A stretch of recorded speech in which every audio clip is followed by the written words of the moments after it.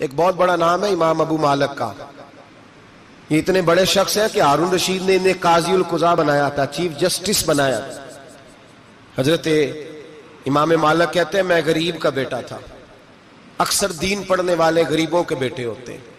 امیروں کے بچے F S C پڑھتے ہیں, بی ایس سی پڑھتے ہیں, ٹیکنالوجی پڑھتے ہیں. غریبوں کے بچے دین پڑھتے ہیں, اور پھر امیروں کو ممبریاں ملتی ہیں, غریبوں کے بچوں کو اللہ ممبر عطا فرماتا ہے, مصلی رسول اللہ دیتا ہے.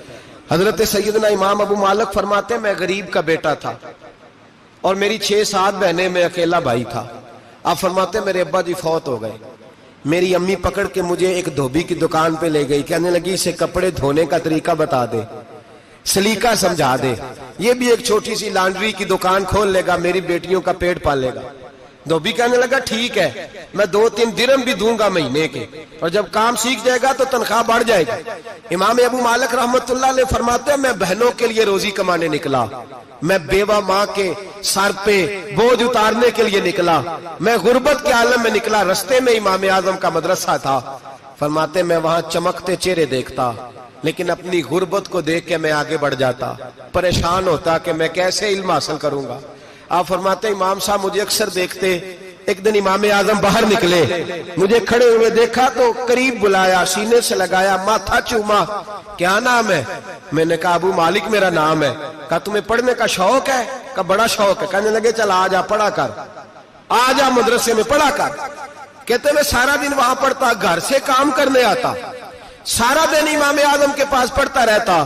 مہینہ آیا تو میری اماں کہنے لگی تنخواہ لاؤ. میں نے کہا امی جی تنخواہ تو وہ دے گا جو ڈیوٹی پہ جاتا ہو, میں تو پڑھنے جاتا ہوں. کہتے اماں گھر سے نکلی اور بڑے غصے کے ساتھ نکلی, کہنے لگی مولوی نے میرا بچہ خراب کر دیا, میرا بچہ خراب کر دیا. میں کام پہ بھیجتی تھی, اس نے کس چکر میں ڈال دیا, مسلوں سے بھی کبھی پیٹ بھرا ہے, کام بھی تو کرنے چاہیے نا. کہتے امام اعظم کے سامنے کھڑی ہوئی. امام صاحب بڑے امیر کبیر آدمی, اربوں خربوں پتی تھی, اور پھر اتنے بڑے عالم فقیر, سارا بغداد, سارا کوفہ, سارا مصر سلوٹ کرتا ہے. بی بی آئی اور تیز جملے, عورتوں کا طریقہ ہوتا ہے. کہنے لگی مولوی تیری سفید داڑھی, تیرا اتنا نام, تجھے خیال ہی نہیں آیا میں بیوہ عورت ہوں, تو نے میرا بچہ خراب کر ڈالا, میری یتیم بچیاں روٹی کہاں سے کھائیں گی, مسلوں سے بھی کبھی پیٹ بھرا ہے.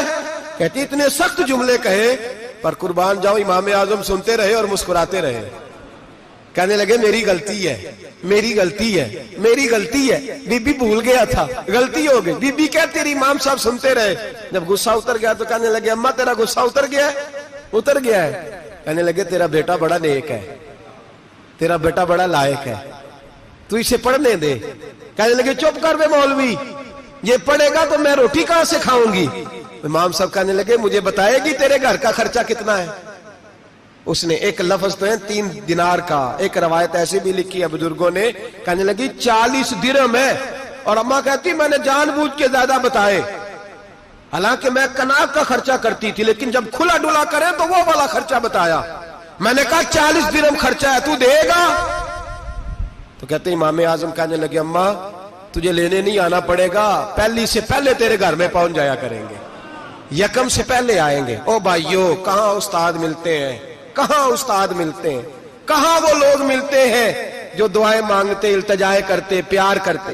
گزر گیا وہ دور, اب تو سوٹ لینے کا دور ہے, مٹھائیاں لینے کا دور ہے, ہاتھ ڈلوانے کا دور آیا ہے. اب کون پوچھتا ہے, اب تو پوچھتے ہیں تو میرے لیے کیا لایا ہے. حضرت سیدنا امام اعظم ابو حنیفہ رحمت اللہ علیہ 1 دن نہیں, 2 دن نہیں, 4 دن نہیں, 5 مہینے نہیں, 20 سال تک, کہنا آسان, بولنا آسان, سننا آسان, 20 سال تک امام ابو مالک کے گھر میں خرچہ دیتے رہے, وہ پڑھتے رہے.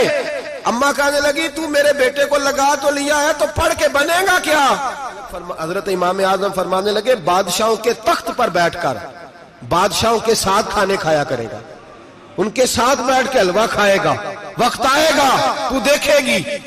کہتے ہیں میرے امام انتقال کر گئے, وقت بیت گیا. ہارون رشید نے مجھے بلایا بغداد میں اور کہا میں آپ کو چیف جسٹس بنانے لگا ہوں. کہتے ہیں میں خوشی سے سجدے کرنے لگا, میں چیف جسٹس بنا.